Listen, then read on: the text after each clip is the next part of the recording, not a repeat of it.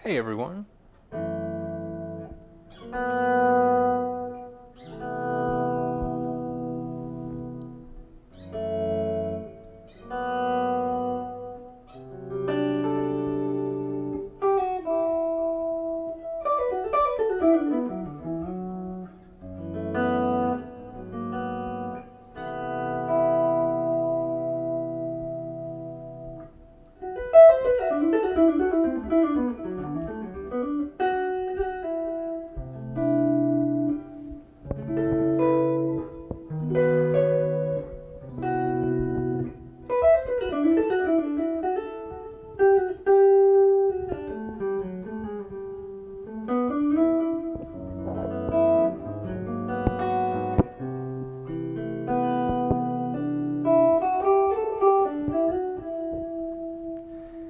Hey everyone, just warming up for you a little bit there. I'll do a bit more playing for you in a moment. It's fantastic to see you all tuning in. Let me know if you can hear everything okay, and that goes for my speaking and my playing, and well, that's about it. But let me know if you can hear everything okay. Just pop this up here a little bit. And yeah, let me know where you're tuning in from. It's fantastic to see some of you already. And Jason, Alexis, CJ, lovely to see you all, and we'll all get chatting in a minute. And yes, thank you. Hit the like. I appreciate that very much.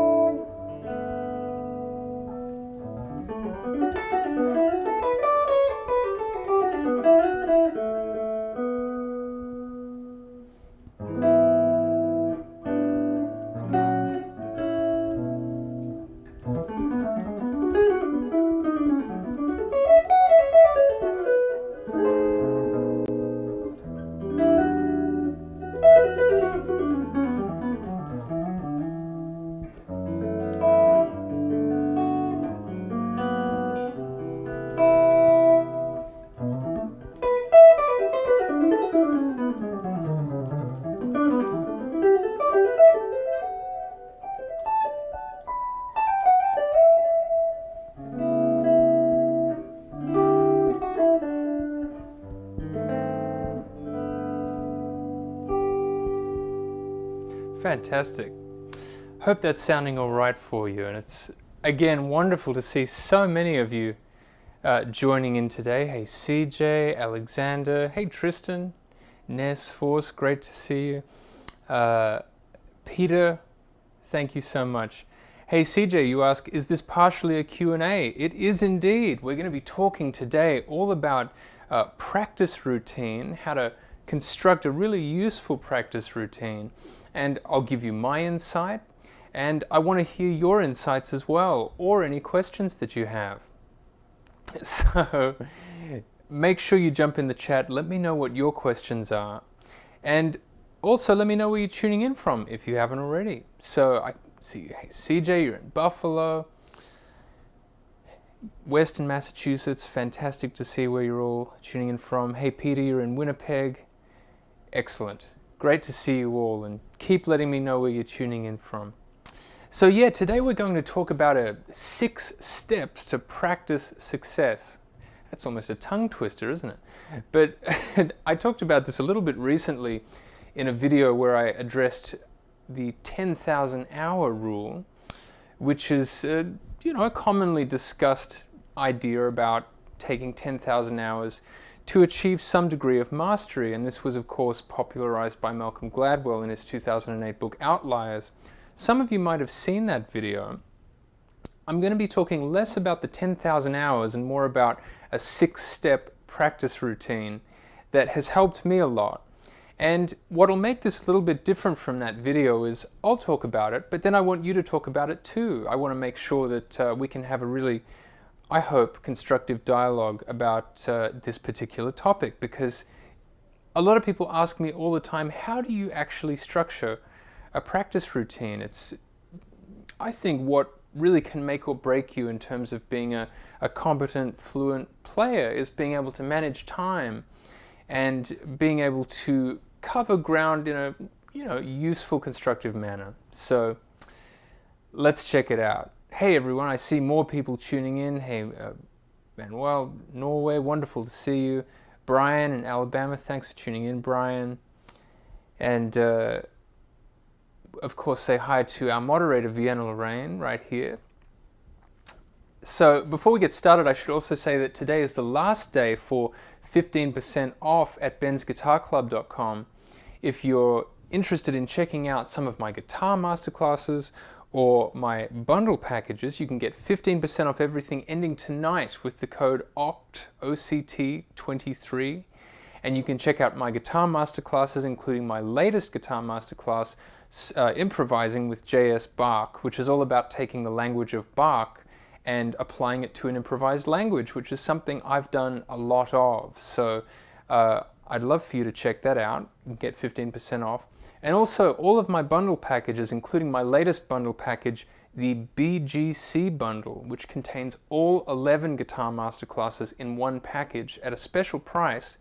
And on top of that, you can get 15% off with the code OCT23. And it ends tonight, so make sure you check it out if you're interested in learning with me for an even more in-depth approach in my guitar masterclasses. And you can check it out right there in the chat as well. Vienna Lorraine has put it there for us too. So let's jump into it. 6 sections of practice. So you hear me improvising right at the beginning here.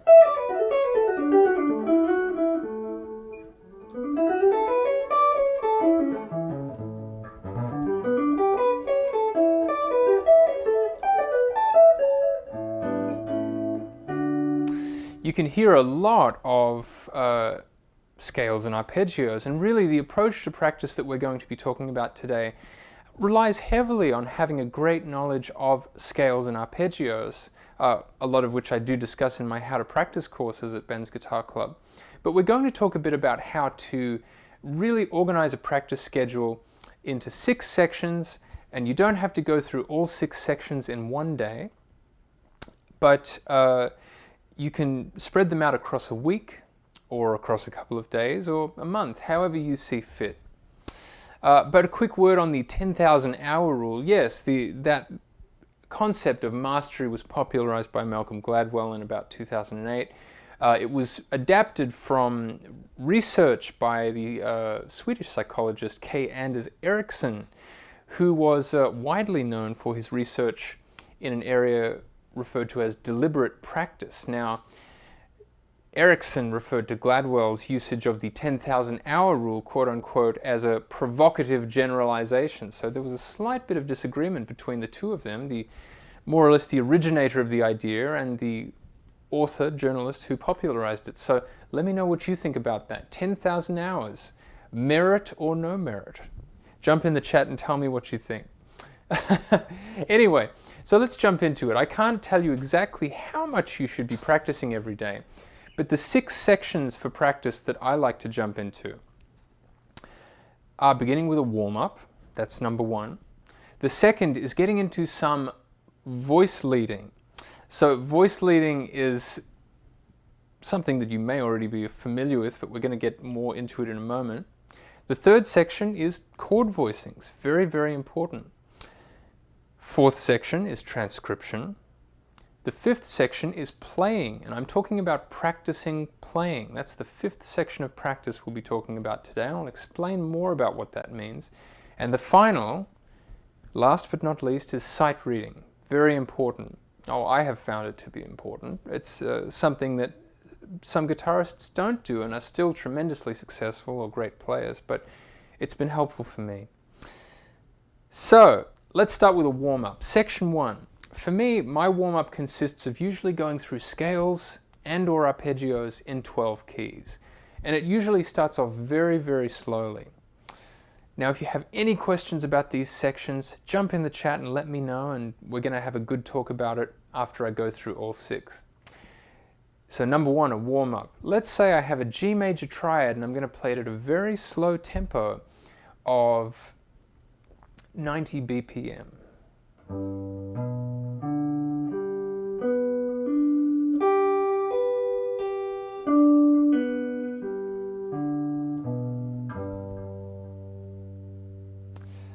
Just going through these types of arpeggios very slowly to make sure that I'm not jeopardizing myself in terms of having any discomfort in my arm, you know.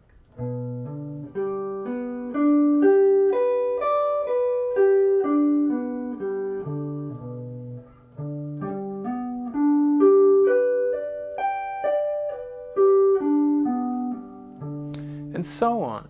And making sure that I'm going through these arpeggios, and for example in the key of G major there, triad arpeggios, and subsequently going through all 12 keys. Perhaps next up you do C major.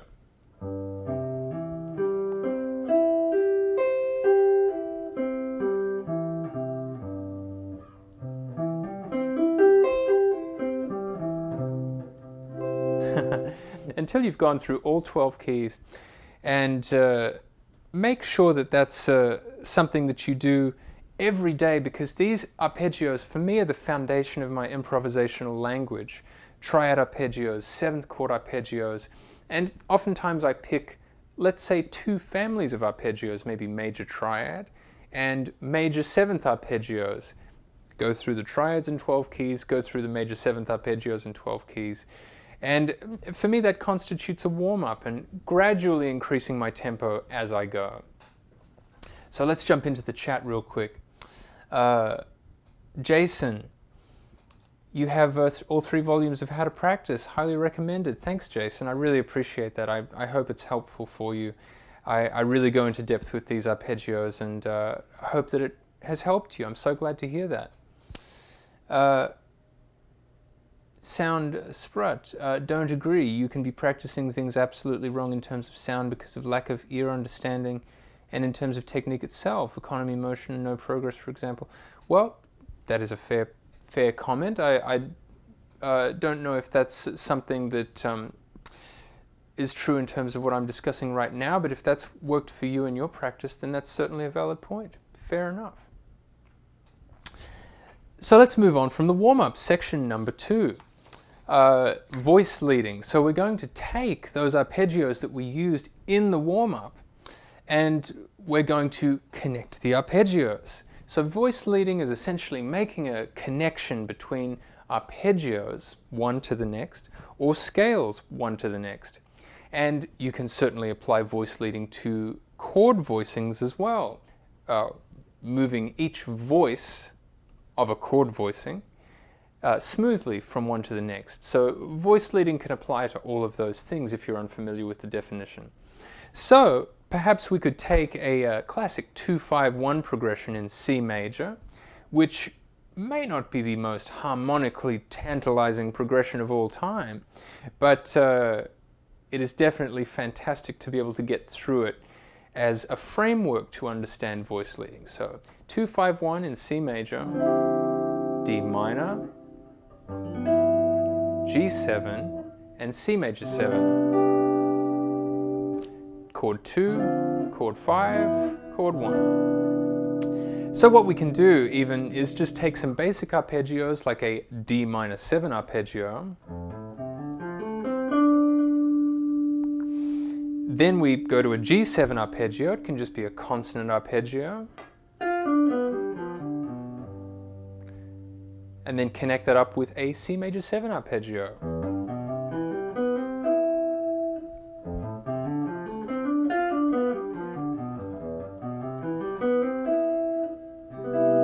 And I discussed this in great depth in How to Practice Volume 2, specifically the arpeggio voice leading approach, which can really help you through the chord changes. So I spend my second part of practice time doing a great deal of that. So let's jump into the chat once again and see what we have. Hey, Lucille, hey, from France, thanks so much for tuning in. I really appreciate it.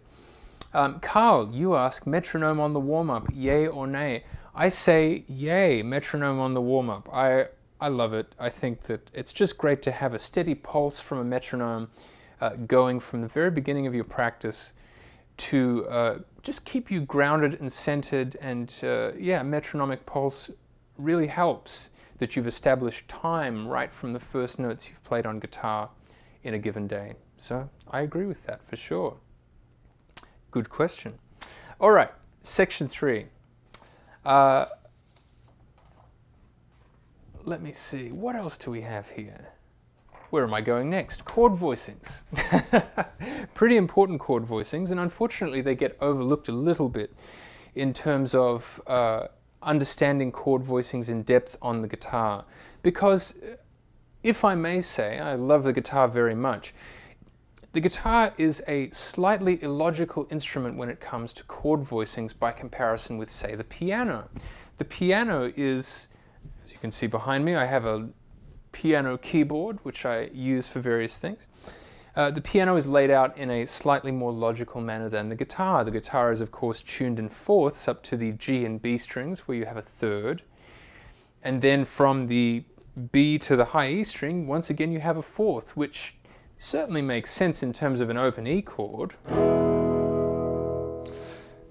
which is fantastic. But in terms of some more complex voicings, it definitely means you've got to do a dance of the fingers, so to speak, to get around the different string groupings. So for example, if you take some basic drop voicings, drop 2 voicings,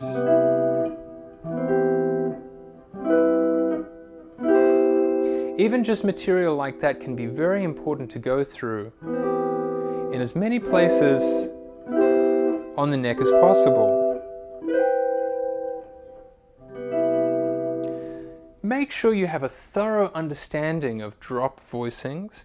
Very important. Drop voicings can be perhaps a little stock standard at times, but they are really, in some sense the foundation of basic chord voicings on the guitar, having an understanding of drop 2 and drop 3, etc., etc. So definitely going through those types of chord voicings, and additionally investigating people like, well, piano players, and trying to listen to the left hand of piano players and see the approach that might be taken there as well. You'll certainly find out a lot. Once again, let's jump into the chat. CJ, the guitar is a mess visually, to be honest. Yes, it is. But it is a beautiful mess once you make sense of it. Let's think of it that way. But I agree, CJ, that's correct.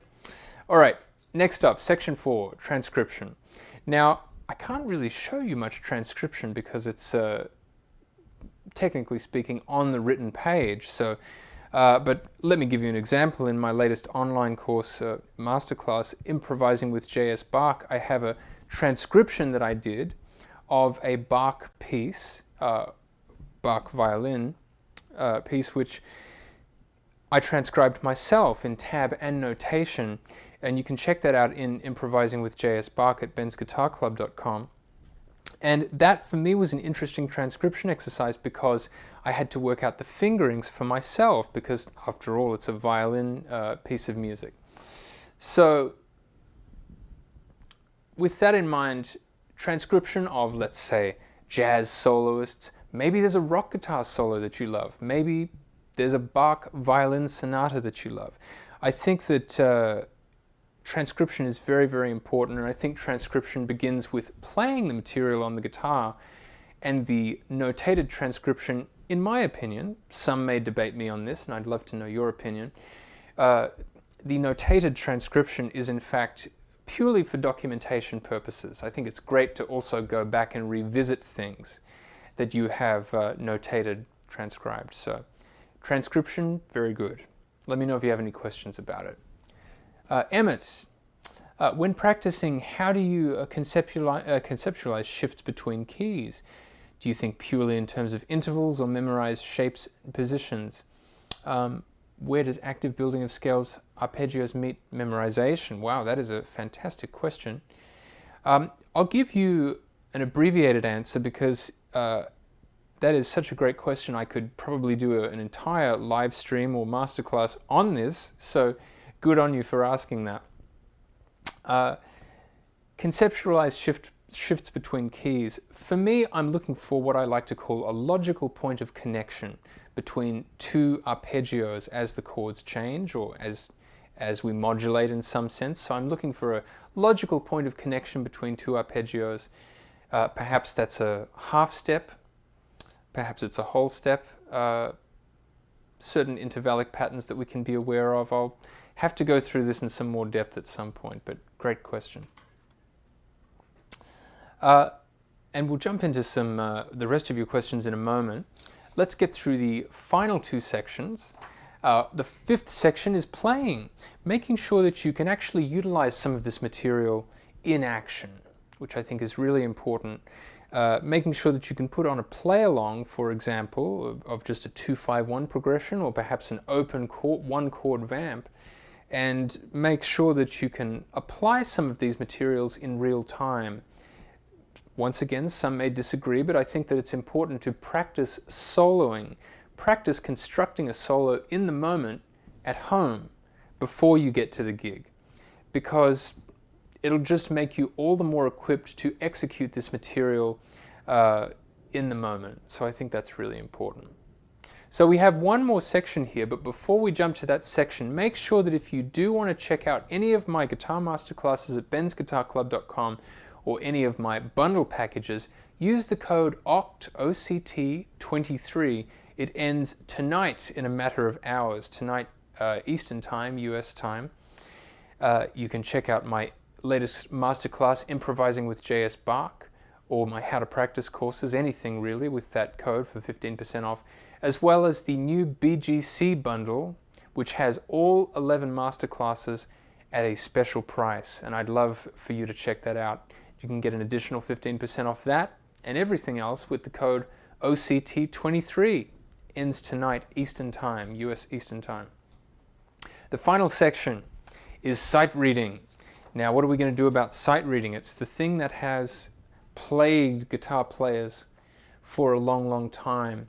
And the reason why sight reading has probably plagued guitarists for a long, long time is because of the multitude of locations in which you can find the same note. It's probably not a great place to play an E, but hey, if you're in the mood, you can bend from D to E. No, probably don't do that.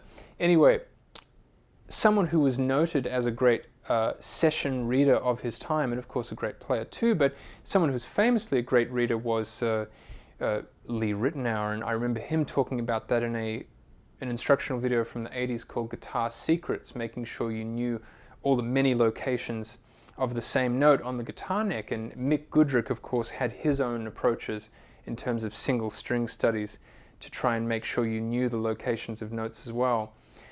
The point of which being that a lot of the reason why people have difficulty reading, I think, is because of the many locations of the same note on the guitar neck. So, what are you going to do about that? Find some pieces of music and basically try to read them. Anything from Bach to the real book. One of the problems that I encountered in practicing sight reading was that I spent a long time practicing reading Bach and thought, oh yeah, man, I'm really killing it now. You know, I can really read through this. This is great. And then someone handed me a real book chart and I just fell apart, because all of a sudden there were these dotted quarter notes and eighth notes and different rhythmic variations, whereas Bach had fairly uniformly remained a passage of eighth notes or 16th notes, and I got reasonably good at reading those notes in succession. But all of a sudden, when even some basic rhythms came into play, I fell apart. So something to be aware of there, but certainly try to find things to practice reading, and that's very helpful. So those are the 6 sections of practice, and I hope you find that really useful. And if you want to hear a bit more about that, I also did another video about the 10,000 hour rule on my channel, which probably explains this in a slightly more concise way and also explores the validity, the usefulness of Malcolm Gladwell's 10,000 hour claim, which I am somewhat neutral on personally. I think it has some validity, and I think it's also debatable. I'm open. So let's jump into some questions. All right. Carl, when going through chords, arpeggios, etc., do you try to cover all types, major, minor, diminished, etc., or just pick a few? I don't do all in the one day. I find that to be counterproductive. I think it's good to just focus on one or two types of arpeggios in one day, go through 12 keys, and make sure that you feel comfortable with that material. I think that's really important. So don't overload yourself. Sometimes we can have the best of intentions trying to cover a lot of ground in one day and end up coming off worse off for it because we tried to do too much at once. I've certainly been guilty of that. So I'm a fan of focusing on 1 to 2 arpeggios in a given day, and then keeping on doing that for, say, a week, and you'll reach your natural point of saturation, I think. So yeah. Dart131, how do you usually transcribe? Do you use a program like Sibelius, or do you write it out? I learn the solo first. I learn to play it, and then I write it out in Sibelius as a form of documentation. Jason, Arnold Schwarzenegger is playing Bach in a new movie. When they were looking for actors, he said, "I'll be you got me." I was getting interested there for a moment, but that's a classic. That's all right. I think Arnold, I grew up seeing Arnold in the classic The Commando, 1985, which, well, let me know if you've seen The Commando. I think it's a bit of fun. Hey, Danny, great to see you. You couldn't make one of the one-on-one lessons this year, but you hope to land one at some point. Danny, oh, fair enough, Danny, not a problem. I am doing some limited one-on-one lessons in October. And if you'd like to book anyone, in October, you can certainly go down to the description down below, and I've got the links to book either a single lesson or a 3-pack of lessons for a discount. So if you are interested in taking a lesson with me, you can do that over the next couple of weeks in October. So if you're interested, we can definitely organize something this month. So just let me know. But thanks for mentioning that, Danny. Great to see you here. Emmett, how do you approach working on time, feel, and rhythm, both with lead lines and comping? Do you know the best exercise I can suggest for time, feel, and rhythm is finding a great drummer to play with. Play with play-alongs, play with the metronome, but the best development that ever occurred in my playing in terms of having a great time feel was getting together with a great drummer, or whoever the best drummer is that you can find, and even just playing duo. The two of you playing duo helped me. I did a lot of duo playing with drummers, sort of, in my fantasy of recreating John Coltrane's Interstellar Space. Don't know how far I got with that, but anyway, lots of duos, just as I heard all the many great stories of the great saxophone players of a certain era, Dave Liebman, Michael Brecker, Steve Grossman, getting together and doing a lot of duos with drummers in the spirit of that sort of Coltrane, Rashid Ali thing. And that really inspired me to do the same, and it helped me tremendously. So that could be something. Let's see. Oh, hey, Chris. Nice to see you there. Ben, I feel like you're more of a modal player than chordal, although you play both. That's a very interesting comment, Chris. It's interesting that you think that, because I think of myself as sort of a more arpeggio and melody-based player, but I do have a certain degree of technique that I've achieved on the guitar, so maybe sometimes that comes across as a more scale-based approach or modal approach, when in fact perhaps I'm using more arpeggio-based approach but applying elements of the chromatic scale. I'm not sure. But that's certainly up for debate. I think that's a really interesting observation that you've made there, so very interesting. Hey, Ivan from Belarus, wonderful to see you. Hey, Marcio, great to see you. How do I make my fingers move so fast like you do? Hey guys, if you are unaware, Marcio Filomena is one of my absolute favorite guitarists, and it's lovely to see you here, Marcio. He's got new music out. Go and check him out on Spotify. One of my absolute favorite guitarists. And it's great to see you, Marcio. How do I move my fingers as fast as I do? Well, some days are better than others. Let me just put it that way. Anyway. Let me see. CJ, no way, your 251 playing is crazy too. I don't see a weakness. Well, thank you, CJ. I appreciate that. I think some days, as I said a moment ago, some days are better than others. We're playing improvised music, which John Schofield once referred to, and I'm paraphrasing here, once referred to as 95% things you already know. So I suppose we're just trying to assemble things in the moment, and some days will be more successful than others. So there you go. All right. Let's take a couple more questions and call it a day there, everyone. I want to really thank you all for joining me on this live stream today. This has been great fun talking with you all and talking about my practice routine. I hope that you can get some use out of this information. Pardon me, I'm losing my words here whilst looking at the chat. I hope you can get some use out of this information and structure your practice with these 6 sections. And make sure to get 15% off at bensguitarclub.com with the code OCT23. The BGC bundle, all of my 11 guitar masterclasses in one special package, discounted price. You get even more off with the code. Ends tonight, midnight Eastern time. And also my latest guitar masterclass, Improvising with J.S. Bach. So make sure to check those out. And I really appreciate everyone coming on here today. I'll read a couple more of these. Emmett, thanks for the answers. Ben, I really appreciate all that you put out, including the HTP volumes, which I've been working through for a while now.